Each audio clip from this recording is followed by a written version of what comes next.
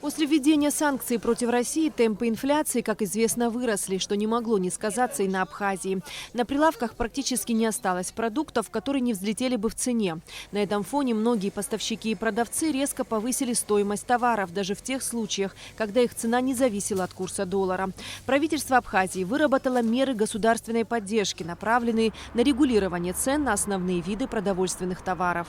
В соответствии с законом о государственном регулировании цен правительством принято решение о регулировании цен на некоторые виды продовольственной группы товаров. В эту группу товаров вошли масло растительное подсолнечное, масло сливочное, молоко, яйца птиц в скорлупе, сахар, соль поваренная пищевая, рис шлифованный, крупа гречневая, кукурузная мука, кукурузная крупа, фасоль зерновая и вермишель. Данное постановление Кабинета министров направлено на стабилизацию ситуации на рынке продовольственных товаров и недопущение необоснованного роста цен.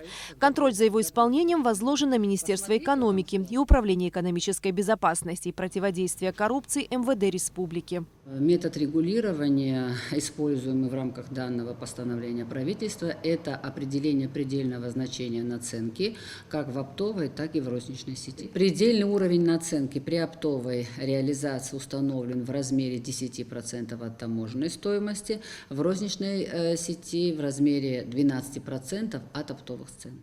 Кабинет министров принял еще одно постановление, освобождающее от налогообложения ряд непродовольственных товаров, ввозимых в Абхазию. Постановление будет направлено на утверждение в парламент. Следующее решение правительства предусматривает освобождение или применение нулевой ставки таможенной пошлины на указанные виды товаров. Соответственно, также дополняется товарными позициями, относящимися к группе фармацевтические и лекарственные препараты и удобрения и химикаты, применяемые в сельском хозяйстве.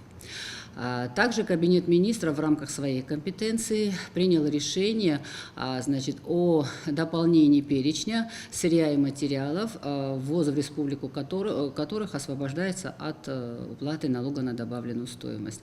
Соответственно, данный перечень дополнен товарными позициями удобрения и ядохимикаты, применяемые в сельском хозяйстве, а также детское питание. Третье постановление Кабинета министров касается временных мер поддержки субъектов предпринимательской деятельности.